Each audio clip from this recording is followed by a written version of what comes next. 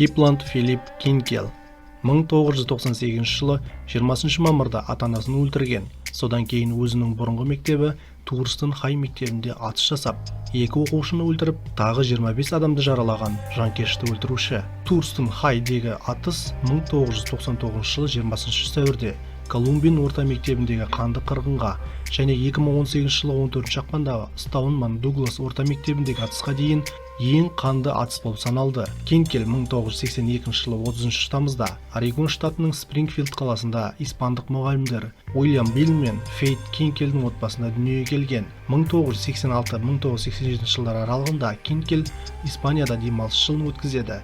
Онда ол ағылшын тілінде сөйлемейтін бастауыш мектепте оқыды. Мұғалім тек испан тілінде сөйлегендіктен бұл Кинкелге үйренуді қиындатты. Спрингфилдке оралғаннан кейін ол Уолтервилл бастауыш мектебіне барады.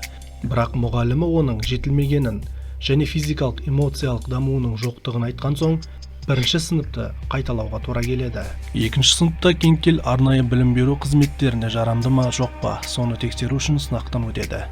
Бірақ неврологиялық скринингтік тестілеуде орташа балл жинайды, сондықтан біліктілікке сай емес болып шығады. Оның әсіресе моторикасында және емле жазуында кемшіліктері бар, және оның көңілсіздігі мен уайымы өте жоғары екендігі атап өтіледі. Үшінші сыныпта ол жазу мен емледе қиындықтарға тап болады, бірақ математикадан өте жақсы болады. Кинкелдің ата-анасы оны арнайы білім алу үшін қайта тестілеуден өткізеді, және бұл жолы ол біліктілікке ие болады.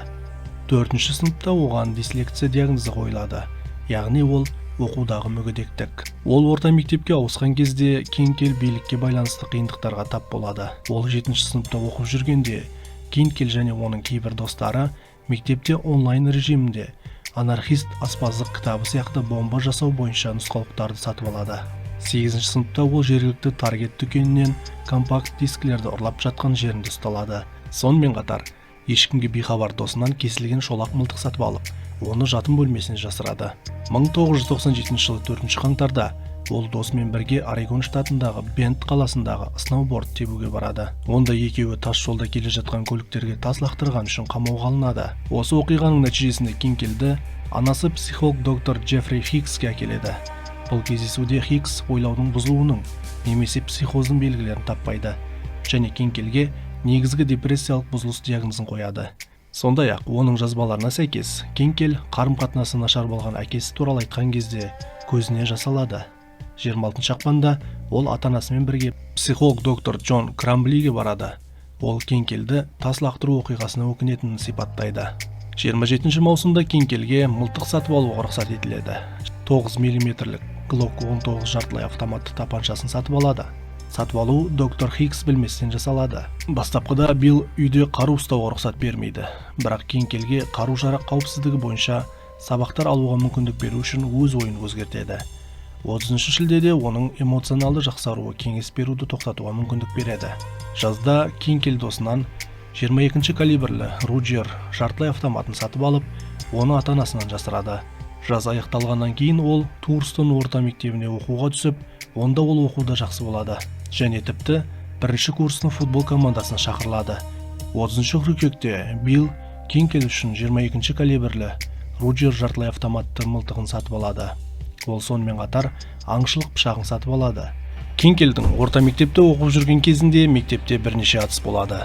Бірінші қазанда 16 жастағы оқушы Люк Вудхэм анасын пышақтап өлтіреді. Содан кейін Марлин винтовкасымен 2 оқушыны өлтіріп, тағы 7 адамды жаралайды. Бұдан кейін 1 желтоқсанда Кентукки штатының Вест Вадуках қаласында тағы бір мектепте атыс болады.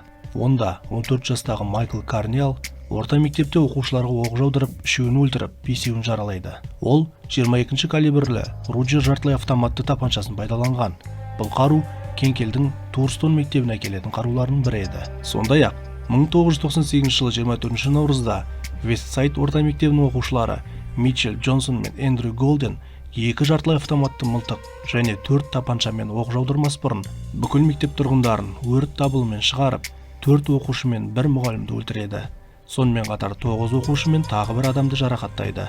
Кинкел мен досы осы қырғындар туралы жаңалықтарды көріп, екеуі де өте керемет болды деп түсінеді.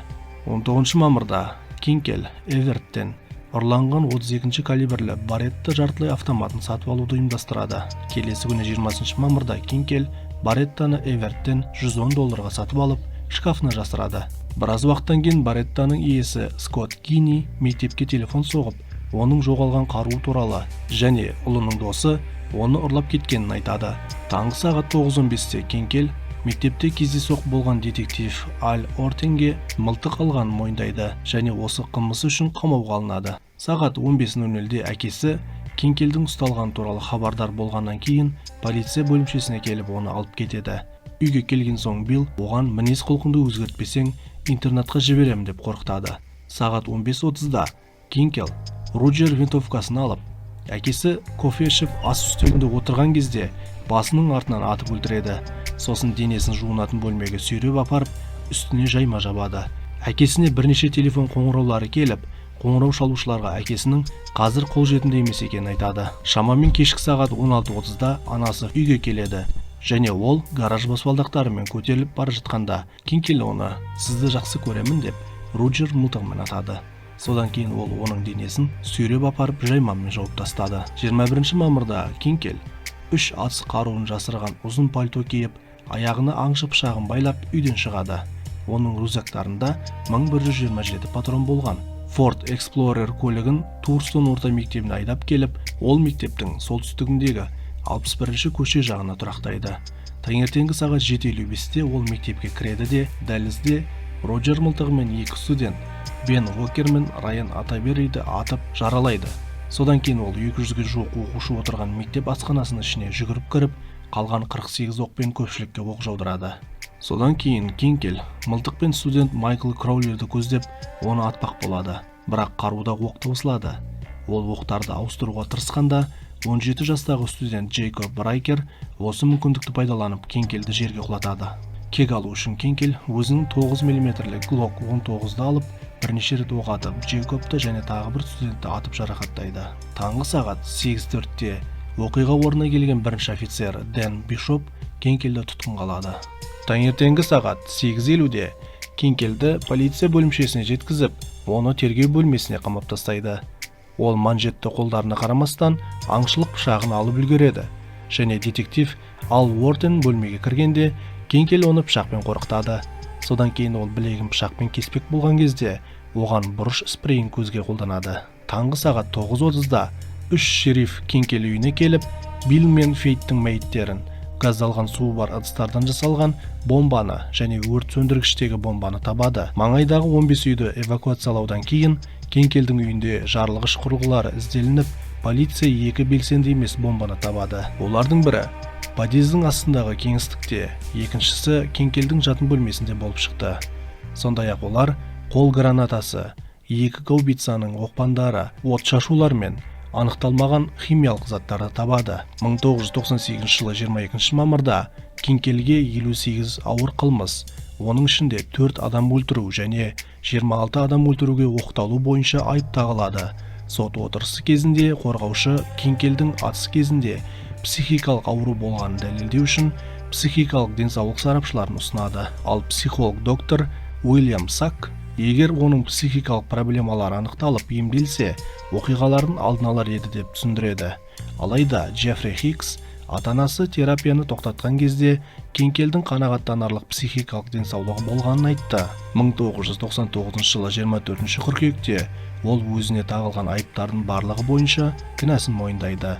Ал 11 қарашада шартты түрде мерзімнен бұрын босату мүмкіндігінсіз 111 жылға бас бостандығынан айырылады. 2007 жылдың 19 маусымында оқиғадан кейін 10 жылға жуық уақыт өткен соң Кинкель оның адвокаттары оның ісін сотқа бермегенін және ақылсыздықты қорғауды пайдаланғанын айтып, жаңа сот талқылауын сұрайды. Бірақ сот оны қанағаттандырмайды. Зейнеткерлікке шыққан Уильям Сак пен клиникалық психолог доктор Орен Болстад бұл мәлімдемелерді қолдап, Кинкельде параноидтық шизофренияның белгілері болғанын айтады.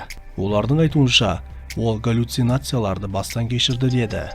Кинкель қазіргі уақытта Орегон штатының Салем қаласындағы түзеу мекемесінде қамауда отыр. Биыл оның жасы 40-қа келді.